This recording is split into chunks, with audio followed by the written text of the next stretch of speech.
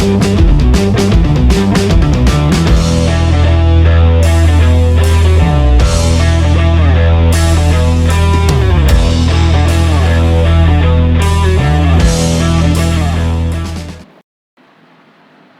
Number 5 देखिए, ये बोल रहा है कि a solution of glucose in water is labelled as 10% weight by weight, that would be sorry what would be the molarity and mole fraction of each component in the solution। देखो ध्यान से, अब इसने बोला है कि percentage wait by wait given ना, तो एक्चुअली क्या दे रखा है आपको मास परसेंटेज गिवन है।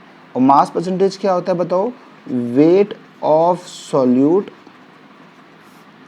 डिवाइड बाय, एक सेकंड रुकिए, divide by weight of solution into 100।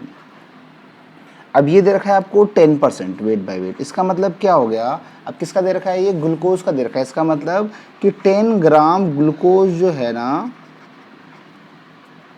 In 90 gram water में है। या तो ऐसे बोलो या फिर ऐसे बोल सकते हो 10 ग्राम ग्लूकोज जो है इन 100 ग्राम सॉल्यूशन में। दोनों करेक्ट है। यहाँ तक बात समझ में आपको? ठीक है। अब देखो, अब इसने बोला है कि अपने को मोलैलिटी निकालनी। देखो मोलैलिटी का फॉर्मूला क्या होता है? ये होता है number of moles of solute divide by weight of solvent, और ये ग्राम में होगा तो इनटू क्या करना पड़ता है? 1000 से मल्टीप्लाई करना पड़ता है। क्लियर है आपको बात?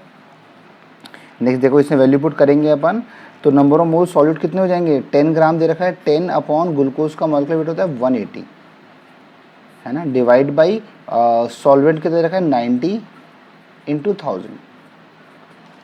ठीक है, इसको जब आप सॉल्व करोगे तो यहाँ से आपका आ जाएगा मोलैलिटी, जो एग्जैक्टली वैल्यू आएगी वो आएगी 0.617 एम। एम क्या है? छोटा एम है, ये मोलैलिटी को डिनोट करने के काम में आता है। ठीक है, नेक्स्ट देखो, नेक्स्ट क्वेश्चन पूछा हुआ है,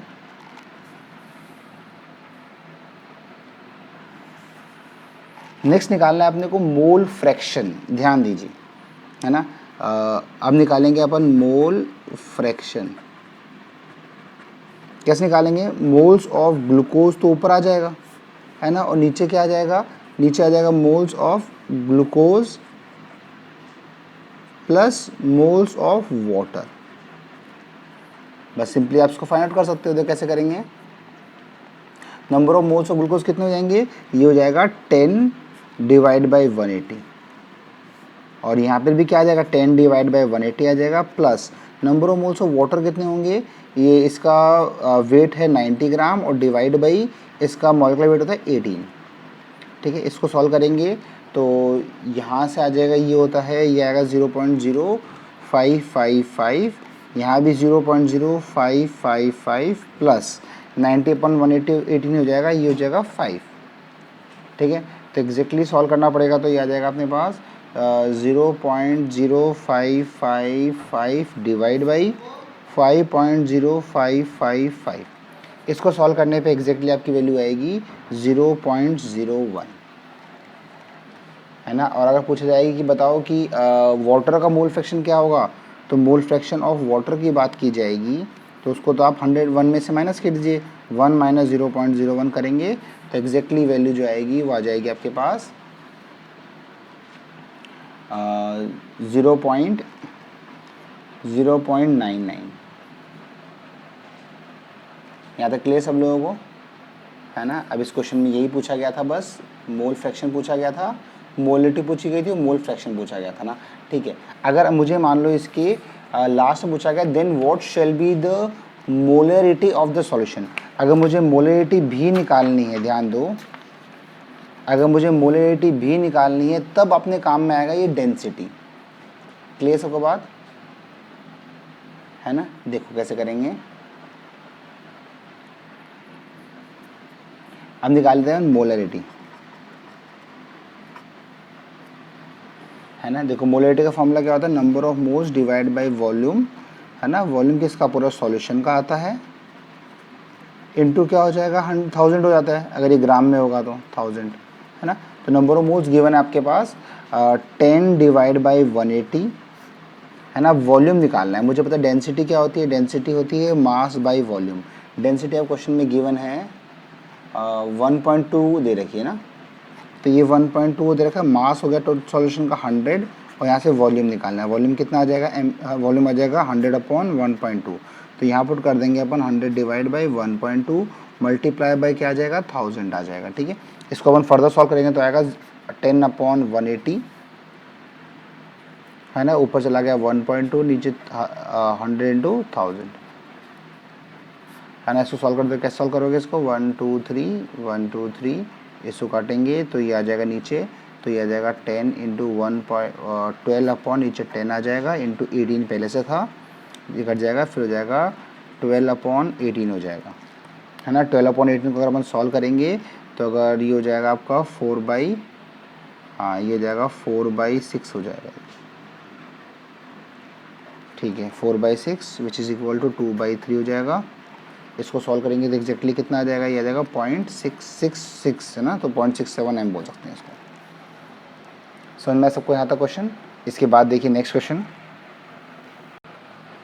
क्वेश्चन नंबर 6 देखिए, how many ml of 0.1 m HCl are required to react completely with 1 gram mixture of Na2CO3 and NaHCO3 containing equal equimolar amount of both. इसका मतलब क्या दे रखा है इसके अंदर, क्वेश्चन में बोल रखा है कि Na2CO3 और NaHCO3 के मोल्स जो हैं वो बराबर हैं।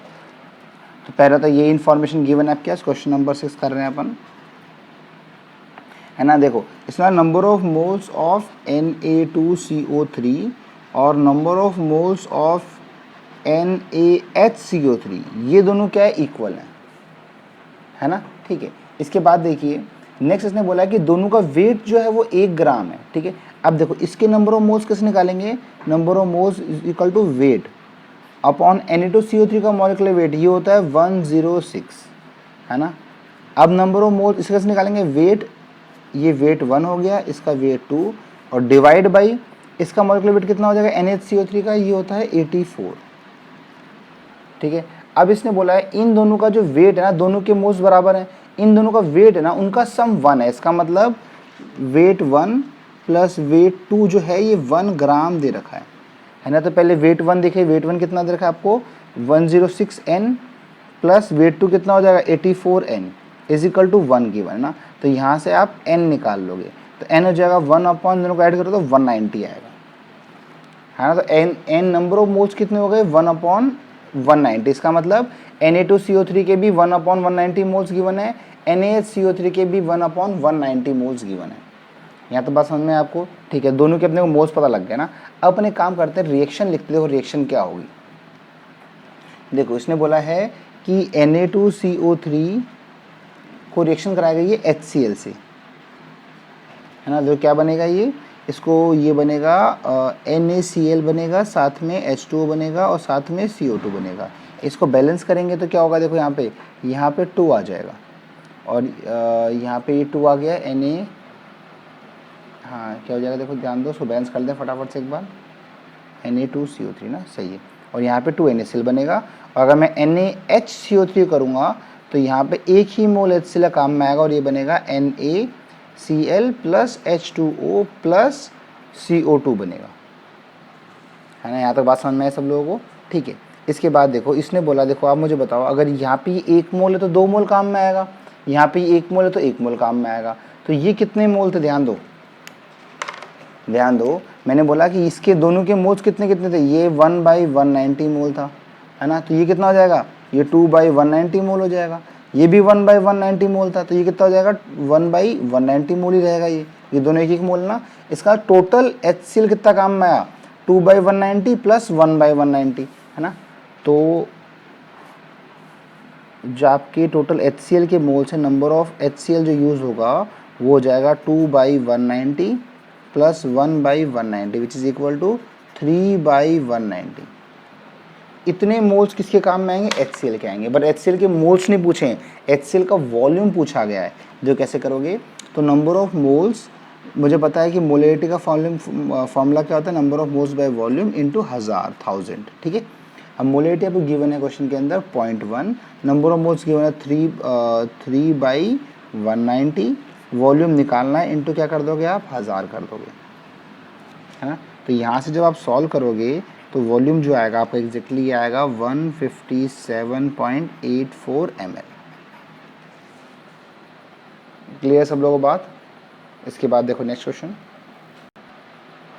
क्वेश्चन नंबर 7 देखिए, a solution is obtained by mixing 300 gram of 25% solution and 400 gram of 40% solution by mass, calculate the mass percentage of resulting solution. बिल्कुल इजी क्वेश्चन है, देखो क्वेश्चन नंबर 7 है ना। देखो इसने बोला है मुझे पता है मास परसेंटेज क्या होगा, weight of solute upon weight of solution होगा इनटू 100 होगा।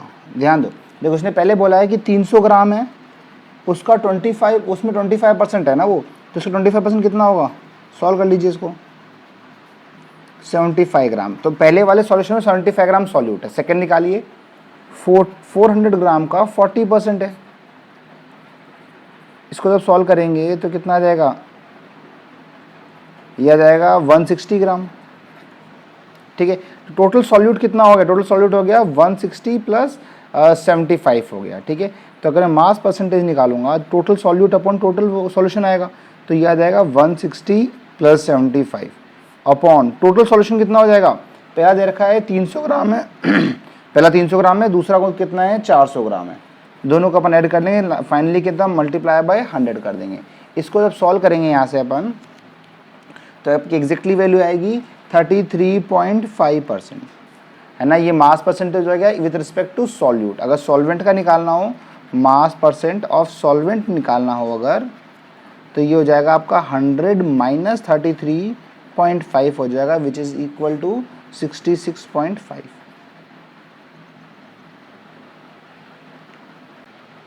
क्वेश्चन नंबर 8 देखिए, an anti freezing solution is prepared from इतना ग्राम ना 222.6 gram of ethylene glycol and 200 gram of water. ठीक है, calculate the molality of the solution if the density of the solution is this much, then what shall be the molality. मतलब इसका मतलब पहले अपन को निकालना है मोलैलिटी, और अगर डेंसिटी इतना है तो उसकी मोलैलिटी भी निकालनी है। मतलब इस क्वेश्चन में आपको मोलैलिटी और मोलैलिटी दोनों निकालनी है। देखो बहुत ही सिंपल क्वेश्चन है, ऐसे क्वेश्चन पहले भी करते आए हैं। क्वेश्चन नंबर 8 देखिए, इसने बोला है पहले बताओ मोलैलिटी का फॉर्मूला होता है वेट ऑफ सॉल्यूट, है ना। तो ऊपर आएगा मोल्स ऑफ सॉल्यूट आएगा, तो मोल्स सॉल्यूट देखो कैसे निकालोगे, 222.6 सॉल्यूट क्या है इसमें, इथाइलिन ग्लाइकोल है, और इथाइलिन ग्लाइकोल का मॉलिक्यूलर वेट जो होता है वो होता है 62। ये मोलर मास हो गया, डिवाइड बाई सॉल्वेंट का वेट, और ये ग्राम में गिवन है तो यहाँ पे क्या कर दोगे आप 1000 से मल्टीप्लाई कर दोगे ना। ठीक है, तो यहाँ पे एग्जैक्टली आपके पास वैल्यू आ जाएगी यहाँ से 17.95 मोल पर केजी। तो ये तो आ गई इसकी मोलैलिटी। अब निकालेंगे अपन मोलैरिटी, पर मोलैरिटी जब निकालेंगे तो उसके लिए अपने को वॉल्यूम चाहिए होगा।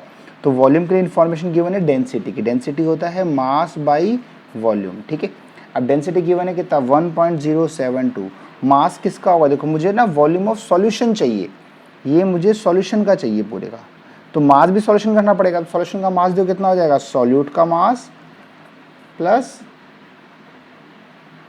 सॉल्वेंट का मास प्लस सॉल्वेंट का मास डिवाइड बाय कितना करना पड़ेगा आपको, डिवाइड बाय वॉल्यूम।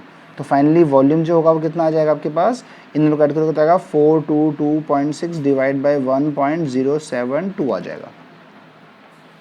क्लियर सबको बात यहाँ तक। ठीक है, इसको सॉल्व करोगे तो ये आपके पास आ जाएगा वॉल्यूम, है ना। इसकी एग्जैक्टली वैल्यू आएगी आपके पास 394.21 ml।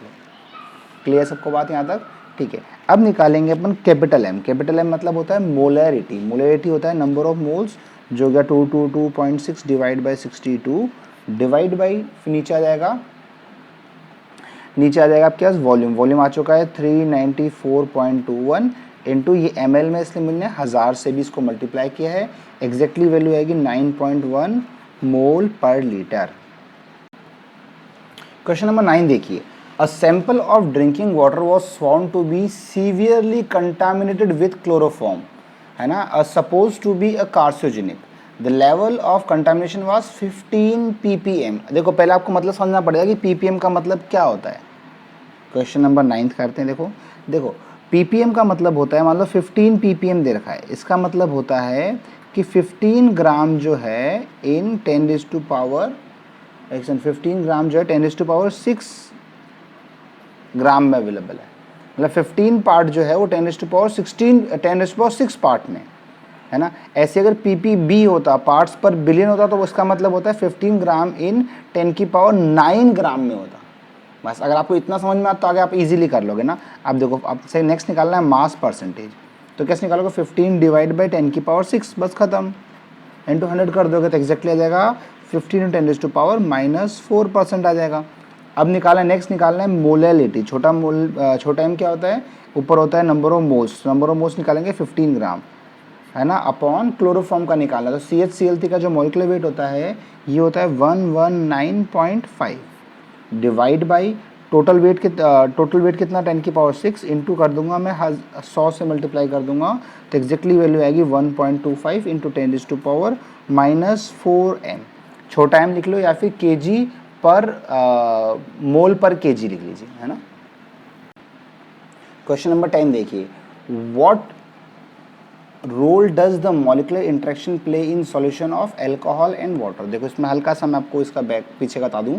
क्वेश्चन नंबर 10 देखिए, देखो जब भी कोई दो सॉल्यूशन को मिलाया जाता है तो फाइनली एक सॉल्यूशन बनेगा ना. ये दो सब्सटेंस को मिलाया, ये मान लो A है, ये B है, ये सॉल्यूशन बना, ठीक है. अब अगर मान लो देखो इसके अंदर ये सॉल्यूशन जो है ना, इसमें अगर इंट्रैक्शन A और B से ज़्यादा होगा तो मॉलिक्यूल पास आ जाएंगे. मॉलिक्यूल पास आ जाएंगे तो वॉल्यूम कम हो जाएगा, तो वो नेगेटिव डेरिवेशन कहलाता है ना. तो अगर मतलब ऐसे बोलेंगे इंट्रैक्शंस ऐसे, अगर AA का इंट्रैक्शन और BB का इंट्रैक्शन कम है और यहाँ पे AB बना है और AB का इंट्रैक्शन ज़्यादा है, तब तो वो नेगेटिव डेविएशन रहेगा. और अगर AA का इंट्रैक्शन और BB का इंट्रैक्शन ये ज़्यादा है AB से, तो वो पॉजिटिव डेविएशन बनेगा. अब क्या होता है, जब अपन एल्कोहल और वाटर लेते हैं ना, तो एल्कोहल एंड वाटर को मिक्स किया,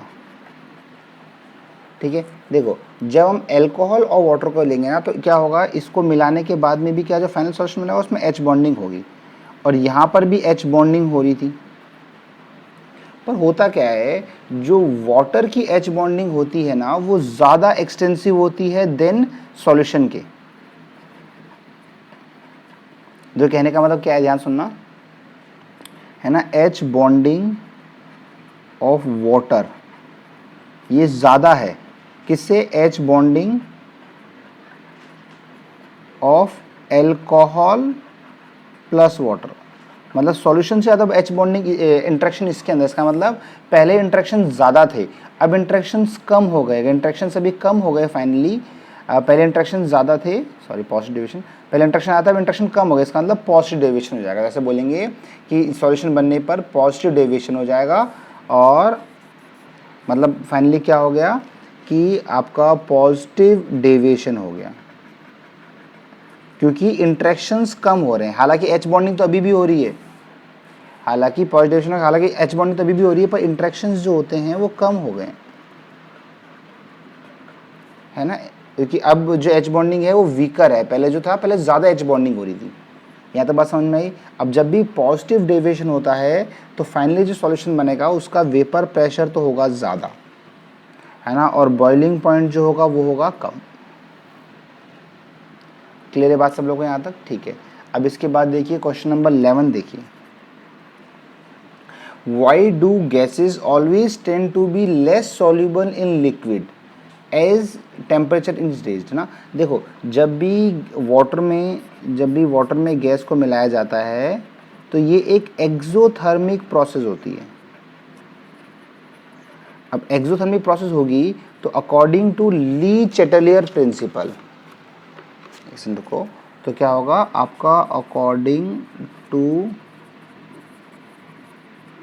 ली चैटेलियर, ये क्या होगा एक्सोथर्मिक में अगर टेम्परेचर बढ़ाते हैं, अगर अपन टेम्परेचर बढ़ाएंगे तो रिएक्शन जो होगी वो बैकवर्ड जाएगी,